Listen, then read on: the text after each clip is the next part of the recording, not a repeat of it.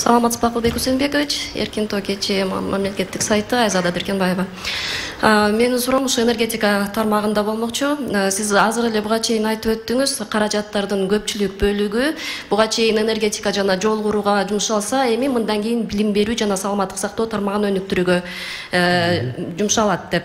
Бирок сиз буга чейин эле айткан элеңиз, ушул 2022 жылдын аралыгында 100гө жакын чакан ГЭСтер жана шамал менен күндүн нуру менен иштей турган станциялар курулат деп. Бул иш кандай аткарылат? Каражат кайдан табылат?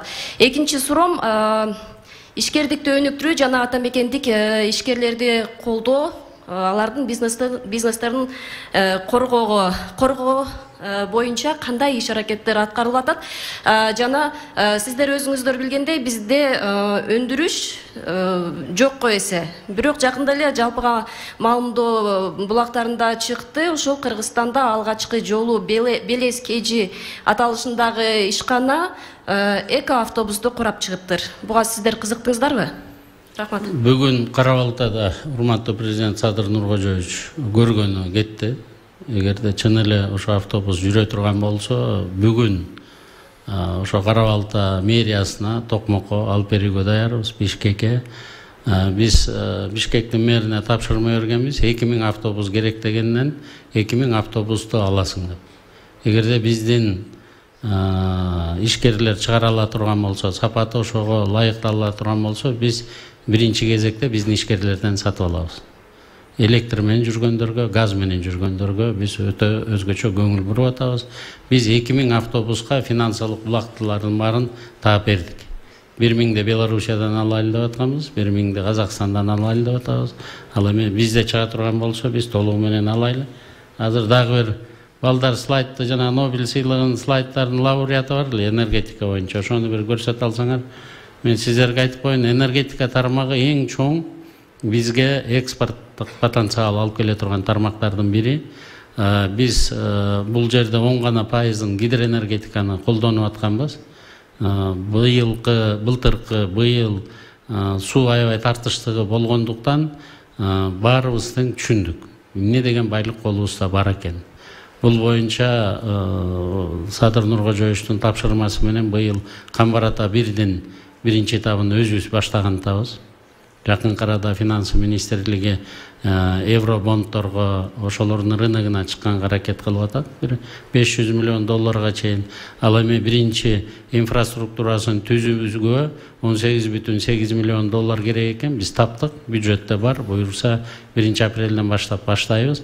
Бирок анын астында Камбар-Ата 2-нин экинчи агрегатын кое беребиз.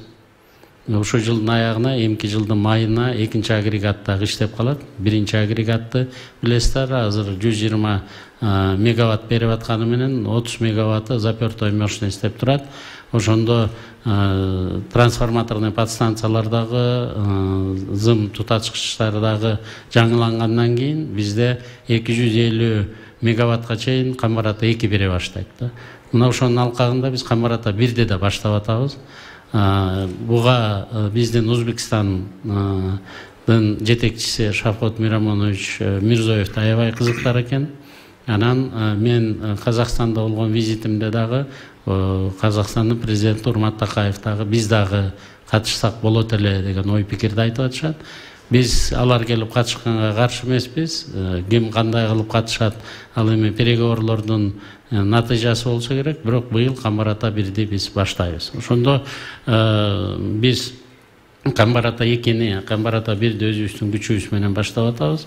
Ал эми 4 микрогести өзүбүздүн күч менен баштагандабыз. Баласарууну чакан гес менен Кыргыз-Орус өнүктүрүү фондусунун негизинде быйыл башталат. Проектisi бекитилди. Проектисине тендер жүрүп атат, поставкалар болгон атат. Ал эми Орто Токой, Бурулдай, анан Каракулду болсо, мына Кумтөрдүн акчасына курганга көчөгүнү биринчи жолу урматтуу президент атайын Наследие великих кочевников деген жаңы компания ачтык. Ошого милдеттендирип, ал 3 ГЭСти кура турган болуп атат. Жакынкы 1,5-2 жылда бүтө турган. Биздин кыйын чыган кыздарыбыз дагы бар экен. Уже биринчи агрегаты келатат, ветряной. Жакында келип Кыргызстанга кирет, орнотобуз. 1-2 жылдын ичинде мен 100 агрегат коем дейт да, 1 мегаватт агрегаттарынан. Биз болгон шарттын баарын түзүп берели деп атабыз. Көчө күнү күндүн нуру менен токмоктоо 120 мегаватт кура турган компаньонлордор менен биздин электростанциялар энергетика министрлерге акыркы переговорлорду бүтүрүп мага алып келген экен. Буюрса токмокто март-апрелде башталат. Көлдө башталгандан биз дагы Жалал Абад менен Ош Баткенде дагы ошо күндүн нуру менен ала турган электроэнергияларды баштайлы деп атабыз. Өзүңүздөргө маалым, сиздерди катыштырып туруп 48 творду таратып берген малый кестери боюнча 1-апрелде көрөбүз. Эгерде бизнес проектлери жаза албаса, жөн эле алып коюшса, биз кайра алабыз дагы, ким курам десе ошолордун баарына беребиз. Булактар биз мына быйыл өзүбүздүн 3 банкыбызды 100 миллион долларга жеткизели деп атабыз. Бул Айыл банк, уставдык капиталдары. Айыл банк, РСК, Керемет банк. Кереметтики жетти банкы. Гарантийный фонддун алкагында, ошонун негизинде банк развития түзөлү деп атабыз. 5 миллиард сом болот азыр. Андан кийин биз дагы 5 миллиард берип, аны дагы 100 миллион доллар ылайлы деп атабыз. Бул биздин Кыргызстандын ичинде иштеп аткан 23 банктын ичинден эң крупный, чоң банктар болот. Анан элдин талабын аткарат. Бул элдин банкы болгондон кийин элге эмне керек? Элге узак мөөнөттөгү үстөк пайыз азыраак кредиттер керек. Мына айыл чарбасына ушул жылы 26 миллиард сомго чейин, 6%га чейин биз кредиттерди беребиз. Булактардын баарын тактадык. 176 миллион доллар кетет.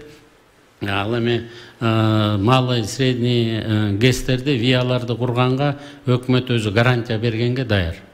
Мурун гарантия бере алчу эмеспиз да. Биз жалаң ушу возобновляемый источниктерди курам дегендер биздин жарандарга өзгөчө 30 мегаваттка чейин курам деген биздин жарандардын баарына тең. Өзлөрүнүн салымы жетпей атса, залогу боюнча дагы, анан акчасы боюнча дагы, гарантияга дагы даярбыз, чогуу акча бөлүп бергенге дагы даярбыз да. Сиз ишкерлерди коргоо боюнча жооп берген жоксуз. Көптөгөн ишкерлер азыр сыртка чыгып кетип атат деген маалыматтар көп. Жок, эми мындай да, ишкерлерди кантип коргойбуз? Финансовый полицияны жоюлду. Ошо жоюлгандан кийин 5 миллиард сом салык көбүрөөк түшө баштадыбы айына? Көбүрөөк түшө баштады. Финансовый полициянын ордуна дагы полиция болобу? Болбойт. Түзбөйбүз. АКС жоюлдубу? Жоюлду. Генералдык прокуратурада атайын управление, главное управление ачылды, ишкерлерди коргоо боюнча. Эгерде ошону бирөөлөр келип текшерип, акча алам дей турган болсо, бизге айткыла деп генералдык прокуратура мына Курмангул Токторалиевич өзүнүн сотовый телефонунда берип коюп күтүп атат да. Жакында легализация боюнча мыйзамды алып чыгабыз. Эң акыркы варианттардын бири деп атабыз. Бир жакында ушу сиздердин катышуңуздар менен дагы президент жолугат бизнесмендер менен биз бүт баарына жол ачып берели деп атабыз. Биз өткөндү менен алек болбой, бүгүнкү күндү анан эртеңкиге болгон шарттын баарын түзүп беребиз. Бизнесмендерди кетирбейбиз. Наоборот, бөлөк жактан келем дегендер көбөйүп атат. Дүйнө жүзү боюнча инвестициялардын көлөмү 35%га азайса, ошол эле биздин кошуна өлкөлөрдө да бизде 26%га түз инвестициянын көлөмү көбөйдү. Кетип аткан акчанын көлөмү былтыркы жылга караганда 20%га азайды.